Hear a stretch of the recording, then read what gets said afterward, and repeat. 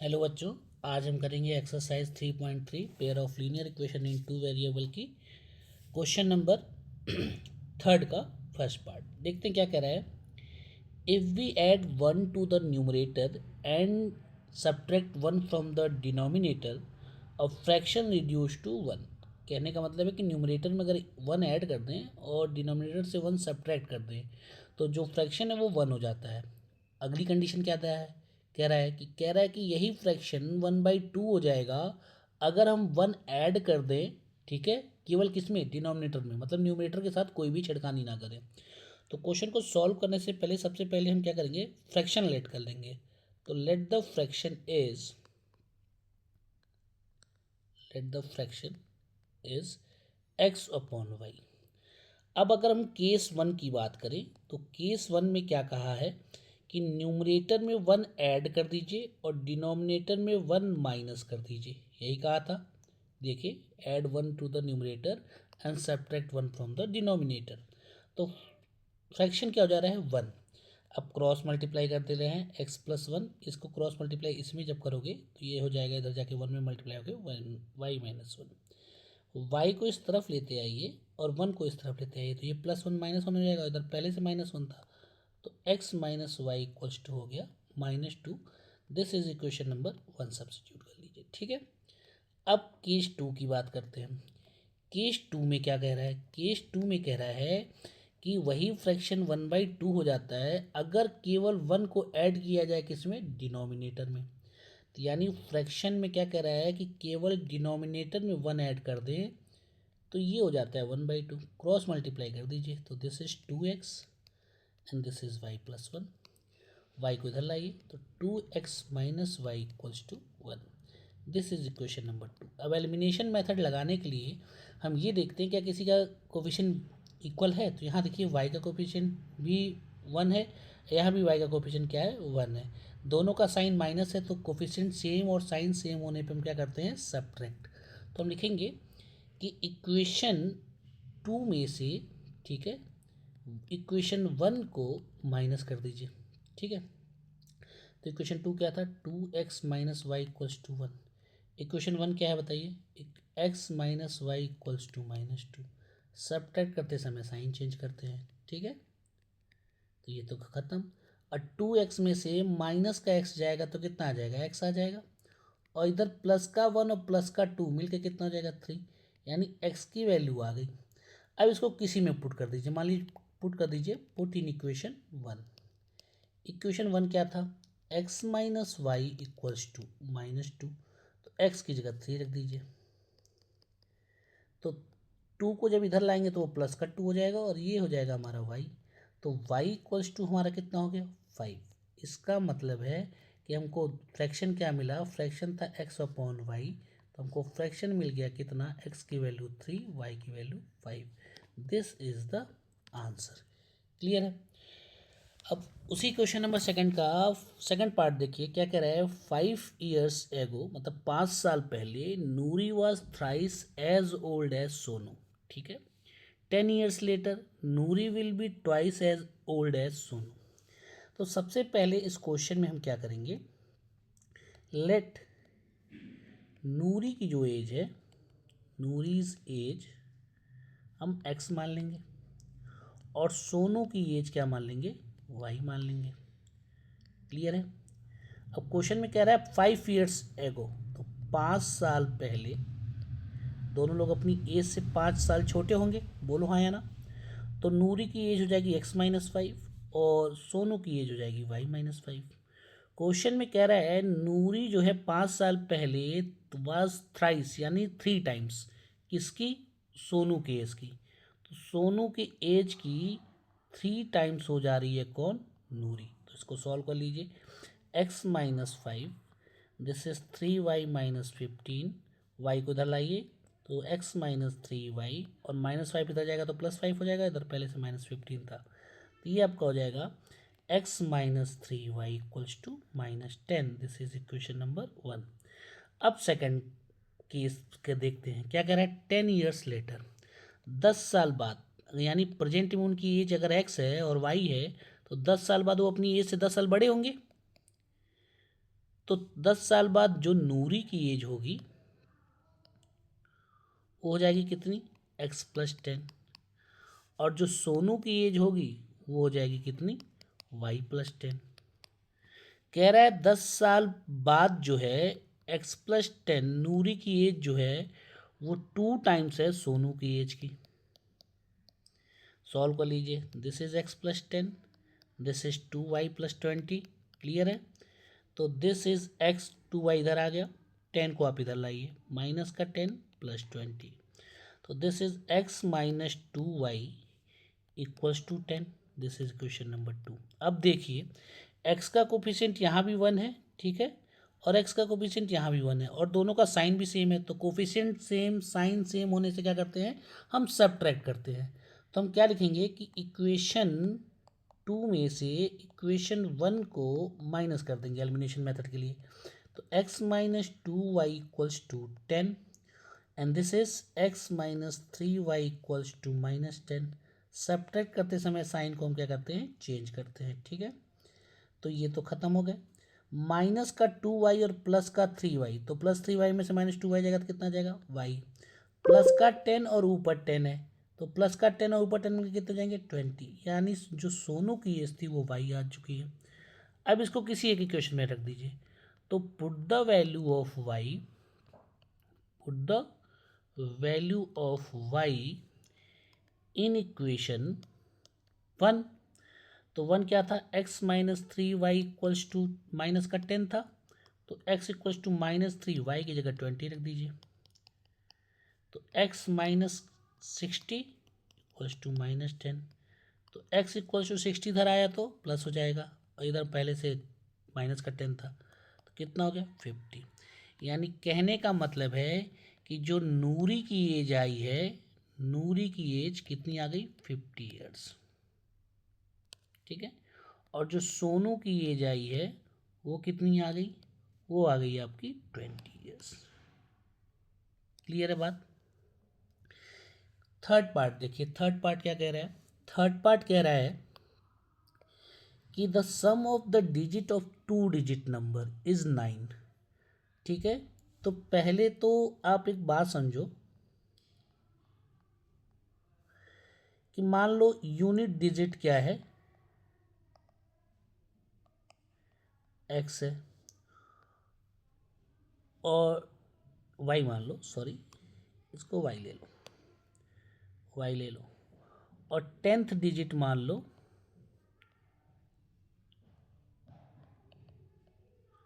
x, ठीक है।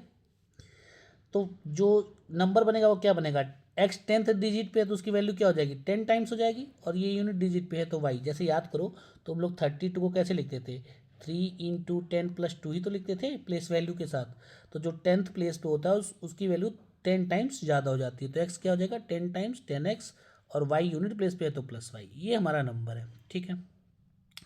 अब आप पहले देखते हैं क्वेश्चन पढ़ते हैं, क्वेश्चन में क्या कह रहा है, क्वेश्चन में ये कह रहा है कि आपका जो sum of the digit of a 2 digit number is 9, तो यानी सबसे पहली कंडीशन क्या दिया है कि x प्लस वाई जो डिजिट वैल्यू है उनका सम कितना है 9 है, मान लिया। फिर कह रहा है also 9 times this number is, कह रहा है इस नंबर का, अब नंबर की बात कर रहा है डिजिट की बात नहीं कर रहा है, इस नंबर का 9 टाइम्स यानी 10x प्लस वाई का 9 टाइम्स, ठीक है, is twice the number obtained by reversing the order of digit. मतलब इस नंबर का 9 टाइम्स 2 टाइम्स है अगर हम डिजिट को इंटरचेंज कर दें, मतलब y को 10th प्लेस पे लिख दें 10y, और x को यूनिट प्लेस पे लिख दें, ये कंडीशन कह रहा है। तो इसको सॉल्व कर लो, 9 10 जा 90x, this is 9y, this is 20y, this is 2x। Clear है, सॉल्व कर लीजिए, 20y 90x है, 2x को इधर लाएंगे तो कितना हो जाएगा 88x, और प्लस का 9y है, 20y इधर आएगा तो माइनस का 20y होगा, देखो 9y माइनस का 20y, इधर कुछ नहीं बचा 0, तो 88x, और ये हो जाएगा माइनस का 11y बराबर 0। This is equation number 2। अब देखो क्या इक्वेशन 1 और इक्वेशन 2 में किसी का कोफिशिएंट इक्वल है, नहीं बाबा नहीं है। तो हम क्या करते हैं, छोटी वैल्यू 11 है तो इक्वेशन 2 में जो y का कोफिशिएंट 11 है उसी 11 से हम इक्वेशन 1 में मल्टीप्लाई कर दें। तो हम क्या करेंगे, इक्वेशन 1 को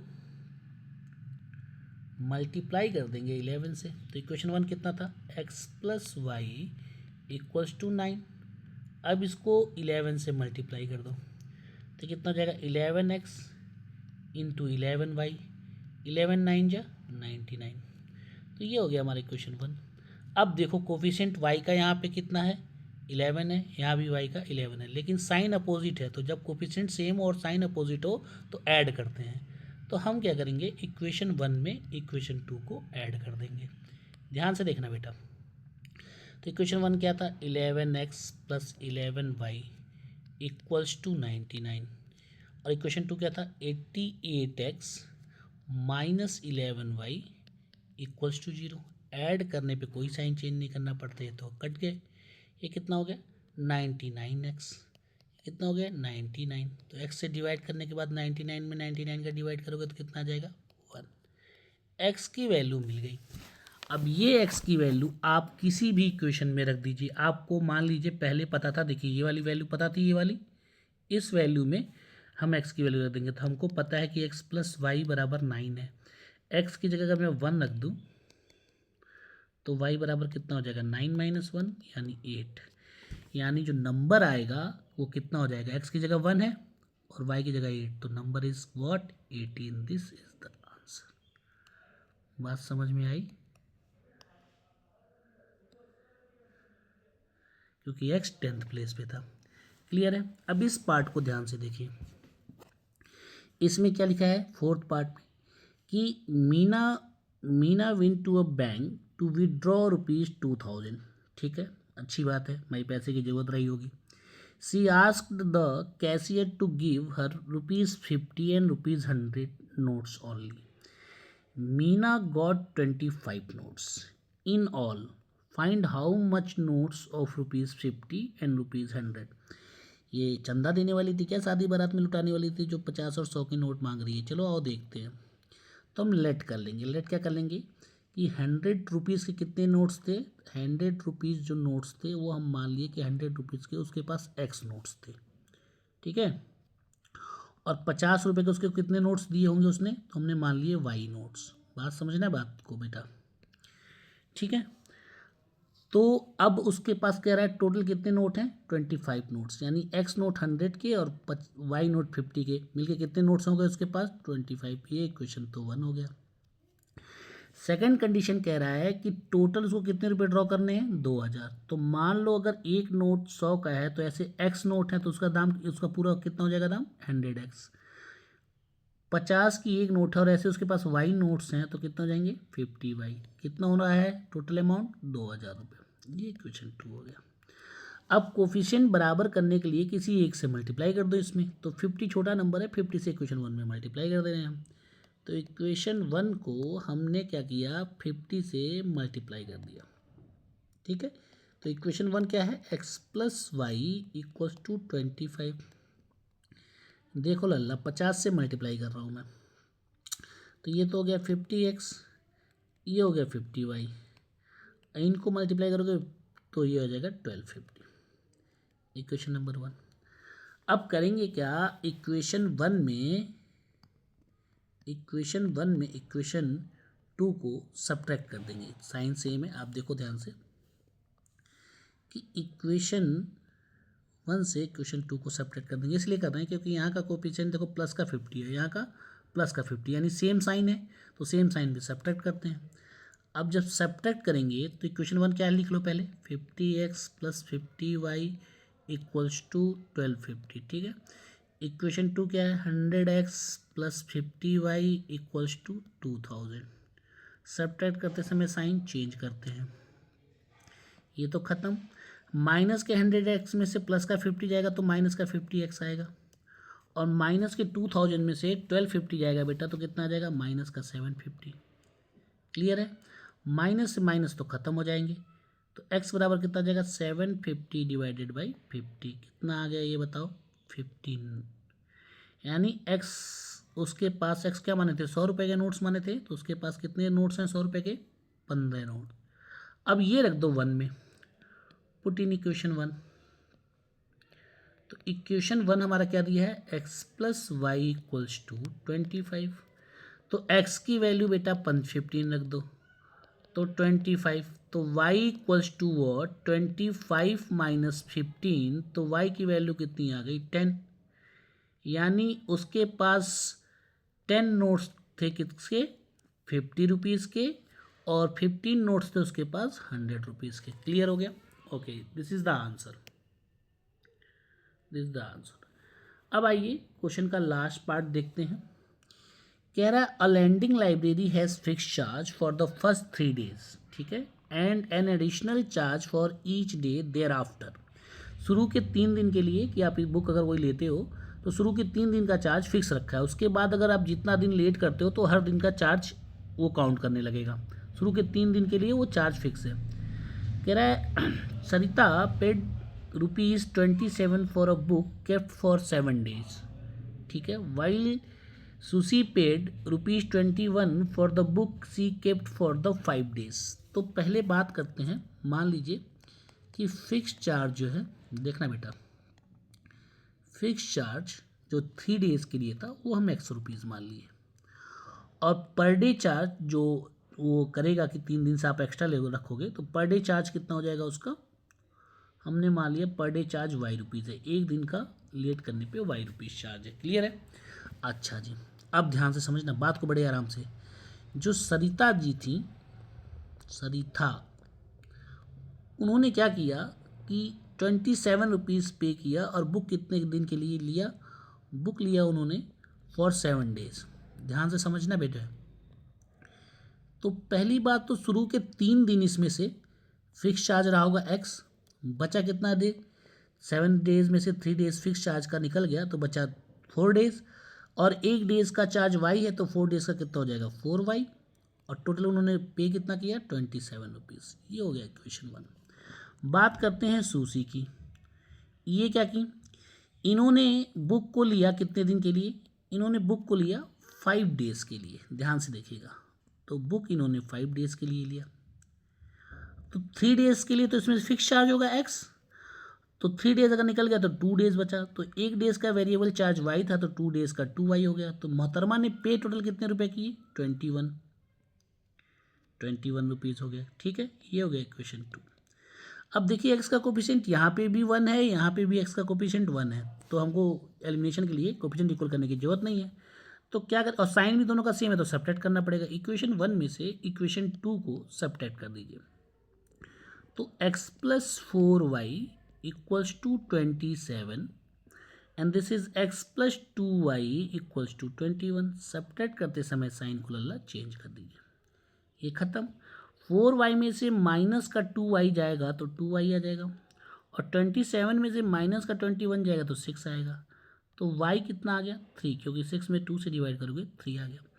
अब ये y की वैल्यू उठा के रख दो किसमें, इक्वेशन 1 में। तो put the value of y, put the value of y in equation 1 क्या था, x plus 4y equals to 27।